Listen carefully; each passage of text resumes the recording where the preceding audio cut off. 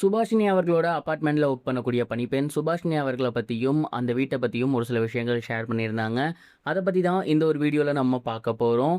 கயல் serial மூலியமா ரசிகர்கள் மத்தியில மிகப்பெரிய வரவேற்பு பெற்றவங்க தான் சுபாஷினி அவர்கள். இலங்கையைச் சேர்ந்த இவங்க பெங்களூர்ல வசித்து வந்துட்டு இருந்தவங்க. சினிமாவின் மீது ஆசை வந்து ஒரு சில படங்கள் பண்ணியிருந்தாங்க. அதை தொடர்ந்து ஒரு சில சின்ன திரை சீரியல் பண்ணியிருந்தாங்க. அதில் ரொம்ப முக்கியமானது தான் கயல் சீரியல். அண்ட் இந்த ஒரு சீரியல் ரொம்பவே சூப்பராக போய்கிட்டு இருக்கக்கூடிய இந்த ஒரு நேரத்தில் தான் அவங்க ஹஸ்பண்ட் கூட ஏற்பட்டிருந்த சண்டையில் அவங்க விபரீத முடிவு ஒன்று எடுத்திருந்தாங்க. அதனால் அவங்கள நம்ம இறக்க நேரிட்டோம். அண்ட் இந்த ஒரு நிலையில் அந்த ஒரு விஷயம் குறித்து அந்த அப்பார்ட்மெண்ட்டில் இருக்கக்கூடிய பணிப்பெண் ஒரு சில விஷயம் ஷேர் பண்ணியிருந்தாங்க. குறிப்பாக அவங்க என்ன சொல்லியிருந்தாங்க அப்படின்னா, மேடம் வந்து ரொம்ப ரொம்ப நல்ல மனுஷங்க. அவங்க வந்து சீரியலில் இருக்காங்க, இண்டஸ்ட்ரியில் இருக்காங்க அப்படிங்கிற பந்தாவே இருக்காது. அழகாக வந்து இருப்பாங்க. நம்ம அவங்க போகிறப்ப பார்த்தோன்னா ஹாய் சொல்லுவாங்க. குட் மார்னிங், குட் ஈவினிங் சொன்னோம்னா திருப்பி நமக்கும் சொல்லுவாங்க. ரொம்ப ரொம்ப சூப்பரான ஒரு கேரக்டர். சீரியலில் அழகாக இருக்க மாதிரியே நேர்லேயும் அவங்க ரொம்ப ரொம்ப அழகாக இருப்பாங்க. ரொம்ப ரொம்ப நல்ல மனுஷி அப்படின்னு தான் சொல்லணும். ஏன்னா எந்த ஒரு ஃபங்க்ஷன் வந்தாலுமே சரி எங்களெல்லாம் பார்த்து எங்களுக்கு விஷ் பண்ணுவாங்க.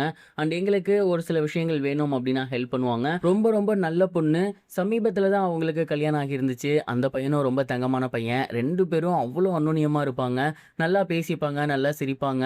அண்ட் 2 பேருமே நல்ல ஒரு பொருத்தம். அப்படி இருக்கும்போது ஏன் சடனா அவங்க அப்படி பண்ணிட்டாங்க அப்படிங்கிறது என்னால சுத்தமா நம்பவே முடியல.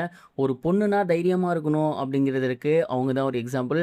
ஏன்னா அவங்கள பத்திலாம் சொல்லியிருக்காங்க. எங்கெங்க இருந்தோ வந்து ஒரு தனியாளா இந்த இண்டஸ்ட்ரியில எந்த ஒரு பின்புலமும் இல்லாம அவ்வளோ தூரம் வந்திருக்கேங்கிற மாரி சொல்லுவாங்க.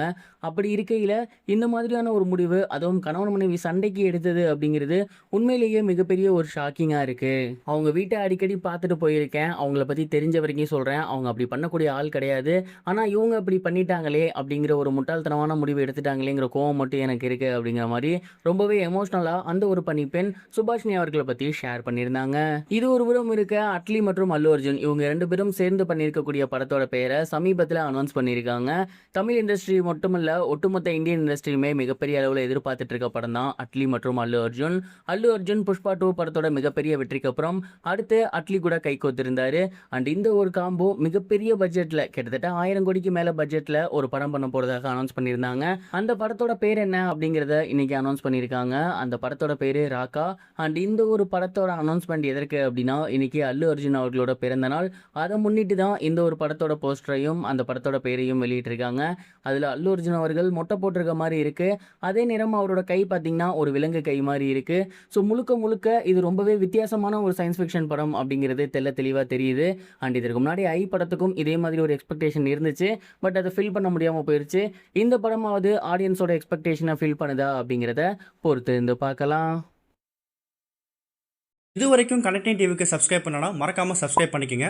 உடனடி அப்டேட்ஸ் பெறுவதற்கு நோட்டிஃபிகேஷன் பெல்லையும் கிளிக் பண்ணிக்கங்க.